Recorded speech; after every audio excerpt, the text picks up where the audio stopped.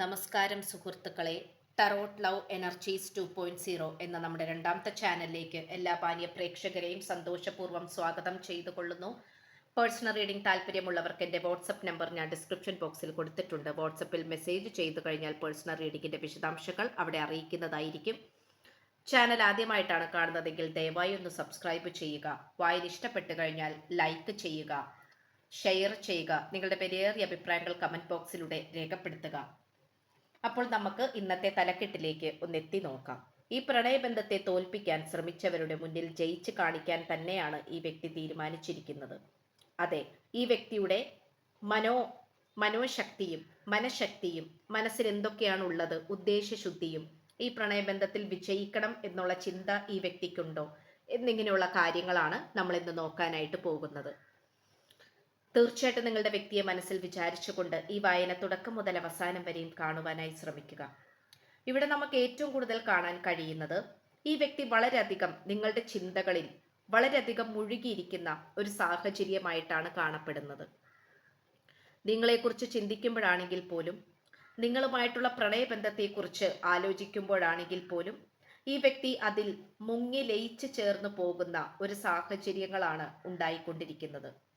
ഈ വ്യക്തി ആദ്യം വിചാരിച്ചിരുന്നത് ഈ വ്യക്തിയെ മറ്റാർക്കും നിയന്ത്രിക്കാനാകില്ല, മറ്റാർക്കും കീഴ്പ്പെടുത്താനാകില്ല എന്നുള്ള രീതിയിലാണ് ഈ പേഴ്സൺ ചിന്തിച്ചിരുന്നത്.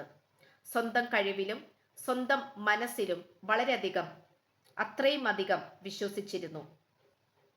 ഈ വ്യക്തി പല സാഹചര്യങ്ങളിലൂടെ കടന്നു പോയിട്ടുള്ള ആളാണെങ്കിൽ പോലും ഈ വ്യക്തിയെ സംബന്ധിച്ചിടത്തോളം ഈ വ്യക്തിയുടെ സ്വന്തം കഴിവ്, സ്വന്തമായിട്ടുള്ള ചിന്തകൾ, നിങ്ങളെ നോക്കുന്ന രീതി, ഇതിനെല്ലാം തന്നെ ഈ വ്യക്തി ഒരു കടിഞ്ഞാണിട്ടിരുന്നു എന്നുള്ളത് സത്യമായ കാര്യമാണ്. സന്തോഷത്തിന്റെ താക്കോൽ പലപ്പോഴും കളഞ്ഞുപോയ ഒരു മനുഷ്യനെ പോലെയാണ് ഈ വ്യക്തി പെരുമാറിയിരുന്നത്.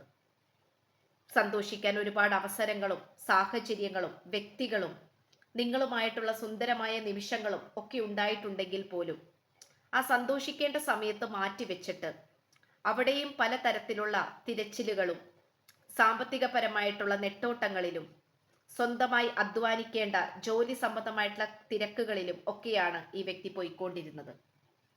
അപ്പോഴൊക്കെ ഈ വ്യക്തി വിചാരിച്ചിരുന്നത് നിങ്ങൾ എപ്പോഴും ഈ വ്യക്തിയുടെ കൂടെ ഉണ്ടാകും എന്ന് തന്നെയാണ്.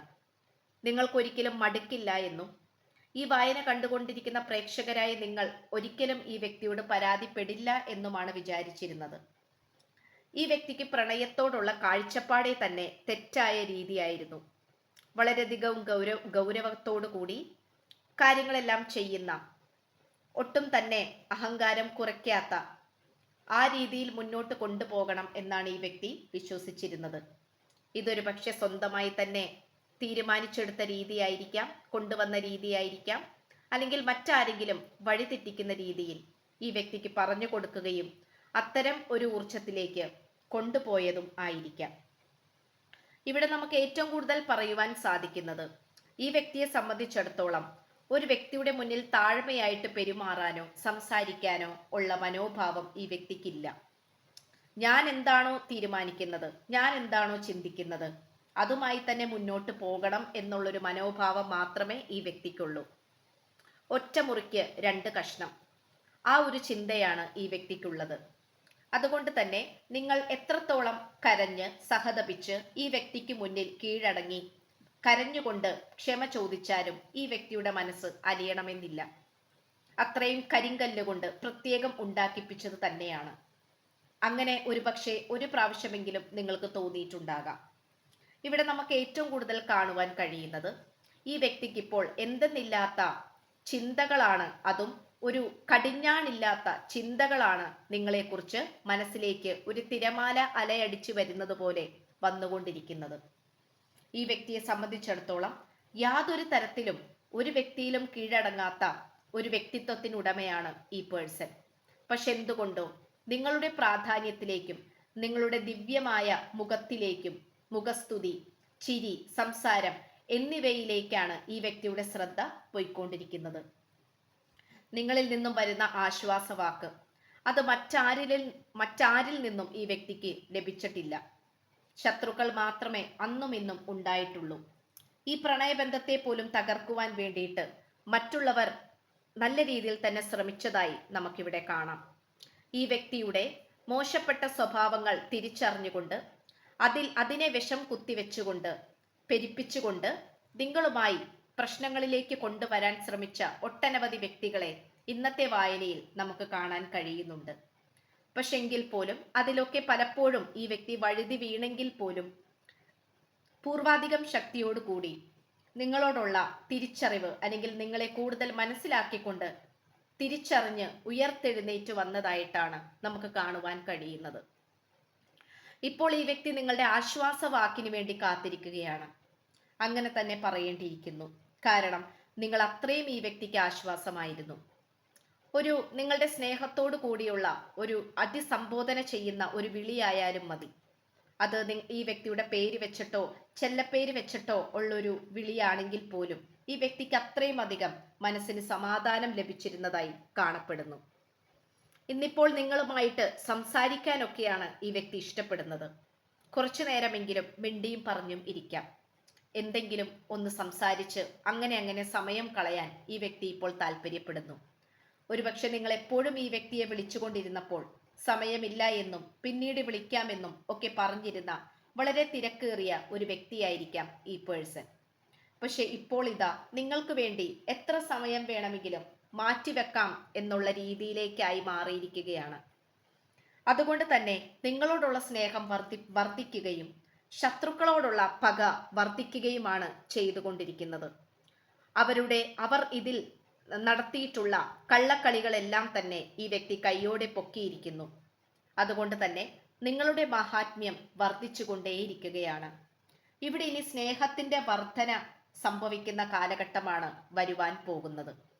അതുകൊണ്ട് തന്നെ ഈ വ്യക്തിയുടെ കഷ്ടപ്പാടുകളെല്ലാം മാറിത്തുടങ്ങിയിരിക്കുന്നു. അതിനു വേണ്ടിയിട്ടുള്ള കൃത്യമായിട്ടുള്ള നടപടികളും സൊല്യൂഷൻസും ഈ വ്യക്തിക്ക് ലഭിച്ചുകൊണ്ടിരിക്കുന്നു, അല്ലെങ്കിൽ അധികം വൈകാതെ തന്നെ ലഭിക്കുവാൻ പോകുന്നു. സന്തോഷത്തിന്റെ കളഞ്ഞുപോയ താക്കോൽ വീണ്ടും ഈ വ്യക്തിയുടെ കൈകളിലേക്ക് ഭദ്രമായി തന്നെ തിരികെ വരുന്നു. അതിലൂടെ നിങ്ങളും ഈ വ്യക്തിയോടൊപ്പം പങ്കുചേർന്നുകൊണ്ട് ഒരുമിച്ച് സന്തോഷകരമായി മുന്നോട്ട് പോകാനാണ് ഈ പേഴ്സൺ ഇപ്പോൾ ആഗ്രഹിച്ചു കൊണ്ടിരിക്കുന്നതും പ്രയത്നിക്കാൻ തുടങ്ങിയിരിക്കുന്നതും. ഈ വ്യക്തിക്കിപ്പോൾ ശത്രുക്കളെ ഓരോന്നായി മനസ്സിലാക്കി ഇരിക്കുന്നത് കൊണ്ട് തന്നെ മറ്റുള്ളവരിൽ നിന്നും വളരെയധികം അകന്നാണ് ഈ പേഴ്സൺ ഇപ്പോൾ കഴിയുന്നത്. ഈ വ്യക്തിയുടെ ഇല്ലായ്മയും പോരായ്മയും ഉള്ളതും എന്തൊക്കെയാണോ ഉള്ളതും ഇല്ലാത്തതും എന്ത് തന്നെ ആയാലും, എന്ത് കുറവായാലും, എന്ത് വർധനവായാലും അതിലേക്ക് മാത്രം ഫോക്കസ് ചെയ്തുകൊണ്ട് ശ്രദ്ധ കേന്ദ്രീകരിച്ച് മുന്നോട്ട് കൊണ്ടുപോകാൻ, ജീവിതം മുന്നോട്ട് പടുത്തുയർത്താൻ ശ്രമിച്ചുകൊണ്ടിരിക്കുന്നതായിട്ടാണ് നമുക്ക് കാണുവാൻ കഴിയുന്നത്. ഇപ്പോൾ ഈ വ്യക്തി മറ്റാരിലും ആശ്രയിക്കുന്നില്ല, മറ്റുള്ളവരുടെ അഭിപ്രായങ്ങൾ തേടുന്നില്ല, മറ്റാരുടെയും സ്നേഹത്തിന് വേണ്ടി കൊതിക്കുന്നില്ല. നിങ്ങളുടെ സ്നേഹത്തെ ഈ വ്യക്തി വില കുറച്ച് കാണുന്നുമില്ല. ഇത്രയും വ്യത്യാസങ്ങളാണ് ഈ വ്യക്തിക്ക് വന്നുകൊണ്ടിരിക്കുന്നത്. എപ്പോഴാണോ ജീവിതത്തിന്റെ സായാഹ്നത്തിൽ ഒറ്റപ്പെട്ടു തുടങ്ങിയത് ആ നിമിഷം മുതൽ തൊട്ട് തന്നെ നിങ്ങളുടെ സ്നേഹത്തിന്റെ ആഴത്തിന്റെ പതിപ്പ് ഈ വ്യക്തി മനസ്സിലാക്കി എന്നുള്ളത് സത്യമായ കാര്യമാണ്. ഇപ്പോൾ ഈ വ്യക്തിയുടെ ഹൃദയത്തിൽ നിങ്ങൾക്കുള്ള സ്ഥാനം എന്ന് പറയുന്നത് ഏറ്റവും വലുത് തന്നെയാണ്. അത് ഏത് സാഹചര്യമാണെങ്കിലും, ഏത് സാഹചര്യത്തിലൂടെ പോയിക്കൊണ്ടിരിക്കുന്ന വ്യക്തിയാണെങ്കിൽ പോലും നിങ്ങളെക്കുറിച്ച് ഓർക്കുമ്പോൾ ഈ വ്യക്തിയുടെ ഹൃദയത്തിൽ എന്തെന്നില്ലാത്തൊരു തണുപ്പ് കാറ്റ് വീശുന്നതിന് തുല്യമായിട്ടുള്ളൊരു അനുഭൂതിയാണ് ലഭിച്ചുകൊണ്ടിരിക്കുന്നത്. പൊള്ളുന്ന വെയിലിലൂടെയും നടന്നാൽ പോലും ഈ വ്യക്തിക്ക് നിങ്ങളെക്കുറിച്ചുള്ള ചിന്തകൾ എന്ന് പറയുന്നത് എപ്പോഴും മധുരപൂർണമായിട്ടുള്ളതാണ്. ഇത്രയുമാണ് നമുക്ക് ലഭിച്ചിട്ടുള്ളത്. എന്തു തന്നെ ആയാലും നിങ്ങൾ തന്നെയാണ് ഈ വ്യക്തിയുടെ ഇന്ധനം, മുന്നോട്ട് പോകാനുള്ള ഊർജവും. ഇന്നത്തെ വായന വളരെ മനോഹരമായിട്ട് തോന്നി. അപ്പോൾ ഈ വായന എല്ലാം തന്നെ നിങ്ങളുടെ ജീവിതത്തിൽ യാഥാർത്ഥ്യമായി വരട്ടെ എന്ന് ആശംസിച്ചുകൊണ്ട് വായന നിർത്തുകയാണ്. ചാനൽ ആദ്യമായിട്ടാണ് കാണുന്നതെങ്കിൽ ഉറപ്പായും ഒന്ന് സബ്സ്ക്രൈബ് ചെയ്യുക. വായന ഇഷ്ടപ്പെട്ടാൽ ലൈക്ക് ചെയ്യുക, ഷെയർ ചെയ്യുക. നിങ്ങളുടെ വിലയേറിയ അഭിപ്രായങ്ങൾ കമന്റ് ബോക്സിലൂടെ രേഖപ്പെടുത്തുക. ഹൈപ്പ് എന്ന് പറയുന്ന ഓപ്ഷൻ ക്ലിക്ക് ചെയ്തുകൊണ്ട് നമ്മുടെ ചാനൽ ഒന്ന് പ്രോത്സാഹിപ്പിക്കുക. പേഴ്സണൽ റീഡിംഗ് താല്പര്യമുള്ളവർക്ക് എൻ്റെ വാട്സപ്പ് നമ്പർ ഞാൻ ഡിസ്ക്രിപ്ഷൻ ബോക്സിൽ കൊടുത്തിട്ടുണ്ട്. വാട്സപ്പിൽ മെസ്സേജ് ചെയ്തു കഴിഞ്ഞാൽ പേഴ്സണൽ റീഡിങ്ങിന്റെ വിശദാംശങ്ങളും മറ്റു കാര്യങ്ങളും അവിടെ അറിയിക്കുന്നതായിരിക്കും. അപ്പോൾ പുതിയൊരു അധ്യായത്തിൽ കാണുന്നത് വരേക്കും എല്ലാ മാന്യ പ്രേക്ഷകർക്കും എൻ്റെ വിനീതമായ നന്ദി, നമസ്കാരം. God bless you.